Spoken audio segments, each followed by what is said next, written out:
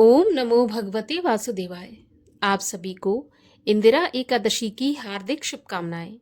भगवान विष्णु की कृपा से आपका व्रत सफल हो एवं भगवान विष्णु की कृपा आपको प्राप्त हो। स्वागत है आपका हमारे चैनल पर। आज के इस वीडियो में आप सुनेंगे इंदिरा एकादशी व्रत की कथा। कथा आरंभ करने से पहले आपसे एक ही अनुरोध है कि अगर अभी तक आपने चैनल को सब्सक्राइब नहीं किया है तो चैनल को सब्सक्राइब करके बेल आइकन पर क्लिक कर लीजिए और आज की कथा अगर अच्छी लगे तो लाइक करके शेयर भी कर दीजिए। तो चलिए शुरू करते हैं इंदिरा एकादशी व्रत की कथा। युधिष्ठिर ने पूछा कि हे मधुसूदन, कृपा करके मुझे ये बताइए कि आश्विन मास के कृष्ण पक्ष में कौन सी एकादशी होती है। तब भगवान श्री कृष्ण बोले कि राजन, आश्विन के कृष्ण पक्ष में इंदिरा नाम की एकादशी होती है। उसके व्रत के प्रभाव से बड़े बड़े पापों का नाश होता है। नीच योनि में पड़े हुए पितरों को भी ये एकादशी सद्गति देने वाली है। राजन, पूर्व काल की बात है। सतयुग में इंद्रसेन नाम से विख्यात एक राजकुमार थे, जो कि माहिष्मतीपुरी के राजा होकर धर्मपूर्वक प्रजा का पालन करते थे। उनका यश सब ओर फैल चुका था। राजा इंद्रसेन भगवान विष्णु की भक्ति में सदा तत्पर हो गोविंद के मोक्षदायक नामों का जप करते हुए समय बिताया करते थे और विधि पूर्वक आध्यात्म तत्व के चिंतन में लगे रहते थे। एक दिन राजा अपनी राज्यसभा में सुखपूर्वक बैठे हुए थे। इतने में ही देव ऋषि नारद आकाश मार्ग से उतरकर वहां पर आ पहुंचे। उन्हें आया हुआ देखकर राजा हाथ जोड़कर खड़े हो गए और विधि पूर्वक पूजन करके उन्हें आसन पर बिठाया।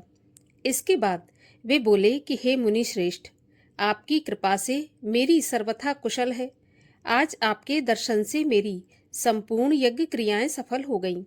हे देव ऋषि, अपने आगमन का कारण बताकर मुझ पर कृपा करिए। तब नारद जी कहने लगे कि हे राजन, सुनो, मेरी बात तुम्हें आश्चर्य में डालने वाली है। मैं अभी ब्रह्मलोक से यमलोक में गया था। वहां एक श्रेष्ठ आसन पर बैठा और यमराज ने भक्तिपूर्वक मेरी पूजा की। उस समय यमराज की सभा में मैंने तुम्हारे पिता को भी देखा। वे व्रत भंग के दोष से वहां आए थे। हे राजन, उन्होंने तुमसे कहने के लिए एक संदेश दिया है, तो उसे तुम ध्यानपूर्वक सुनो। उन्होंने कहा है, बेटा, मुझे इंदिरा एकादशी के व्रत का पुण्य देकर स्वर्ग में भेजो। उनका ये संदेश लेकर मैं तुम्हारे पास आया हूँ। सो राजन, अपने पिता को स्वर्गलोक की प्राप्ति के लिए इंदिरा एकादशी का व्रत करो। तब राजा ने पूछा कि भगवान, कृपा करके इंदिरा एकादशी का व्रत बताइए। किस पक्ष में, किस तिथि को और किस विधि से ये व्रत करना चाहिए। तो नारद जी कहने लगे कि राजेंद्र, सुनो, मैं तुम्हें इस व्रत की शुभ कारक विधि बताता हूँ। अश्विन मास के कृष्ण पक्ष में दशमी के उत्तम दिन को श्रद्धा युक्त चित्त से प्रातः काल स्नान करो। फिर मध्याह्न काल में स्नान करके एकाग्र चित्त हो एक समय भोजन करो तथा रात्रि में भूमि पर शयन करो। रात्रि के अंत में निर्मल प्रभात होने पर एकादशी के दिन दातून करके मुंह धो।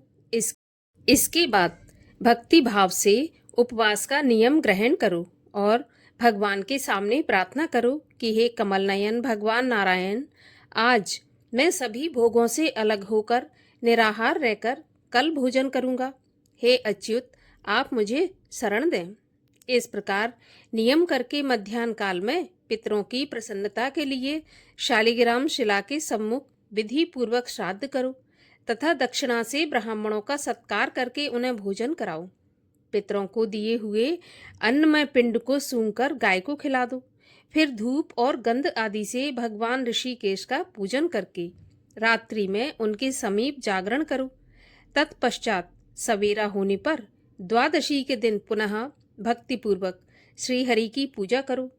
उसके बाद ब्राह्मणों को भोजन कराकर भाई बंधु नाती और पुत्र आदि के साथ स्वयं मौन होकर भोजन करो।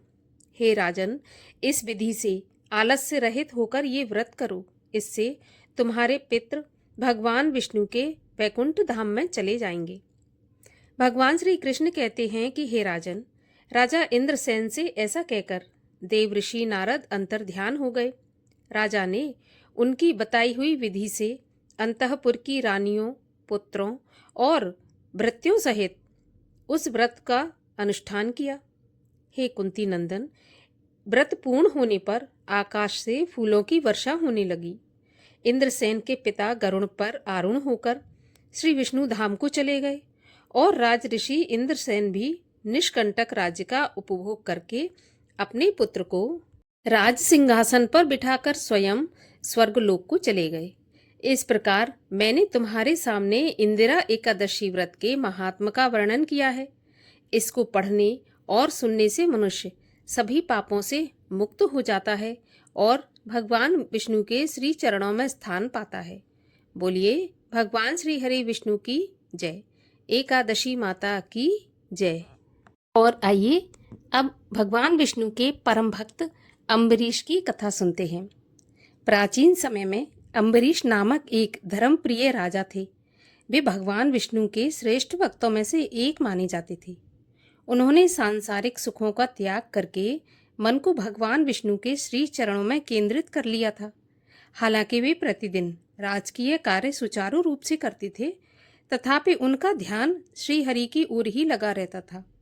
भगवान विष्णु भी अपने भक्त पर विशेष कृपा रखते थे। उनका सुदर्शन चक्र अम्बरीश की रक्षा के लिए सदैव उनके साथ रहता था। एक बार की बात है कि राजा अम्बरीश ने अपनी पत्नी सहित 1 वर्ष तक एकादशी का व्रत किया।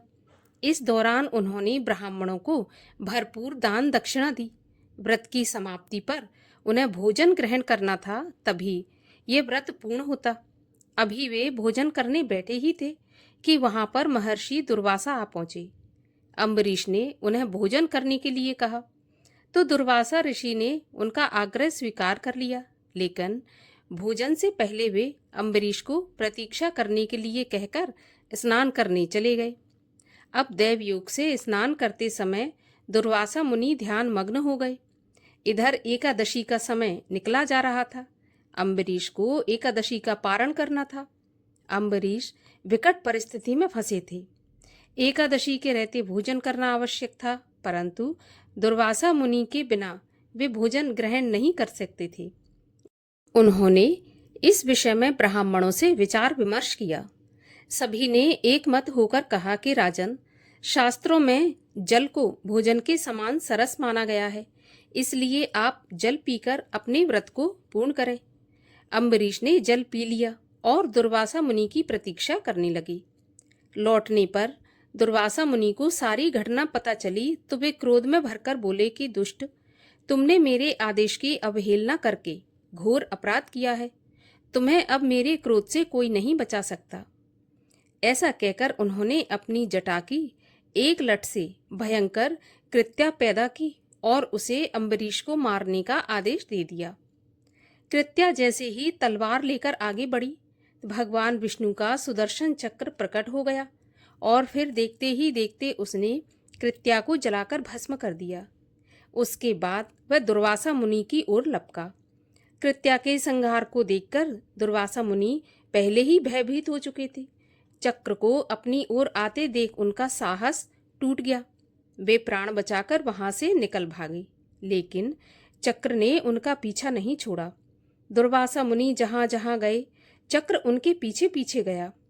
दुर्वासा मुनि ब्रह्मा जी की शरण में गए, लेकिन उन्होंने भी अपनी असमर्थता प्रकट कर दी। भगवान शिव के पास गए तो भगवान शिव ने दुर्वासा मुनि को भगवान विष्णु की शरण में जाने का परामर्श दिया। तब दुर्वासा मुनि शीघ्र ही वैकुंठ लोक पहुंचे और भगवान विष्णु से रक्षा करने की प्रार्थना करने लगे। तब भगवान विष्णु बोले कि मुनिवर, मुझे मेरे भक्त मुझसे भी ज्यादा प्रिय है। जिसने मेरे चरणों में स्वयं को समर्पित कर दिया हो, उस भक्त को मैं भला कैसे छोड़ सकता हूँ। यदि आप प्राणों का हित चाहते हैं तो उन्हीं अम्बरीश की शरण में जाइए। केवल वे ही हैं जो आपको बचा सकते हैं, आपको अभय प्रदान कर सकते हैं। थक हार कर दुर्वासा मुनि अम्बरीश के पास जा पहुंचे और उनसे क्षमा मांगने लगे। तब दयालु अम्बरीश ने उन्हें क्षमा कर दिया। इसके बाद उनकी प्रार्थना से सुदर्शन चक्र अदृश्य हो गया। इसके बाद उन्होंने दुर्वासा मुनि का यथोचित सत्कार किया। उनके इस व्यवहार से दुर्वासा मुनि अत्यंत प्रसन्न हुए और उन्हें आशीर्वाद देकर वहां से चले गए। अनेक वर्षों तक सुखपूर्वक राज्य भोगने के बाद अम्बरीश अपनी भक्ति और निष्ठा से मृत्यु के बाद मोक्ष को प्राप्त हुए। बोलिए भगवान श्री हरि विष्णु की जय, भक्तराज अम्बरीश की जय। और आइए अब करते हैं एकादशी माता की आरती। ओम जय एकादशी माता मैया, जय एकादशी माता। विष्णु पूजा व्रत धारण कर शक्ति मुक्ति पाता। ओम जय एकादशी माता, तेरे नाम गिनाऊं देवी, भक्ति प्रदान करनी, गण गौरव की देनी माता, शास्त्रों में वर्णी। ओम जय एकादशी माता, मार्ग शीर्ष के कृष्ण पक्ष की उत्पन्ना जन्मी, शुक्ल पक्ष में हुई मोक्षदा, मुक्तिदाता बन आई। ओम जय एकादशी माता, पौष के कृष्ण पक्ष की सफला नामक है, शुक्ल पक्ष में होए पुत्र दा, आनंद अधिक रहे। ओम जय एकादशी माता, नाम षट तिला माघ मास में कृष्ण पक्ष आवे, शुक्ल पक्ष में जया कहावे, विजय सदा पावे। ओम जय एकादशी माता, विजया फाल्गुन कृष्ण पक्ष में, शुक्ला आमल की पाप मोचिनी कृष्ण पक्ष में, चैत्र माह वाली। ओम जय एकादशी माता, चैत्र शुक्ल में नाम कामदा, धन देने वाली, नाम वरुथनी कृष्ण पक्ष में, वैशाख माह वाली।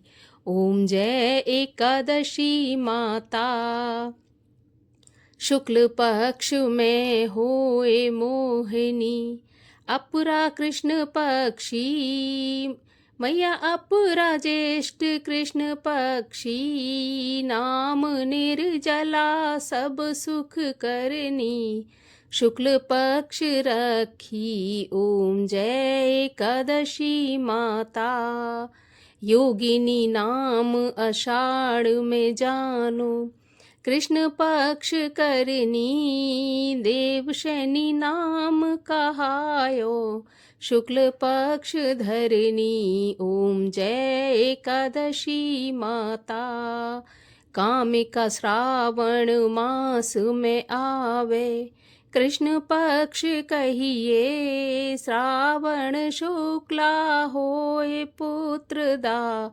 आनंद से रहिए। ओम जय एकादशी माता, अजा भाद्रपद कृष्ण पक्ष की परिवर्तनी, शुक्ला इंद्रा आश्विन कृष्ण पक्ष में, व्रत से भव सागर निकला। ओम जय एकादशी माता, पापांकुशा है शुक्ल पक्ष में, पाप हरन हारी, रमा मास कार्तिक में आवे, सुखदायक भारी। ओम जय एकादशी माता, देवोत्थानी शुक्ल पक्ष की, दुख नाशक मैया, लौंद मास की करूं मैं विनती, पार करो नैया। ओम जय एकादशी माता, शुक्ल लौंद में हो हे पद्मिनी, दुख दारिद्र हरिणी। परमा कृष्ण पक्ष में होती, जन मंगल करनी। ओम जय एकादशी माता।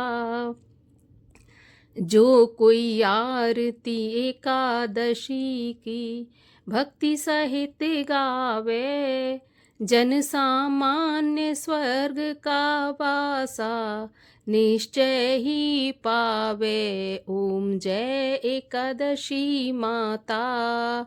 बोलिए एकादशी माता की जय, 11 मैया की जय।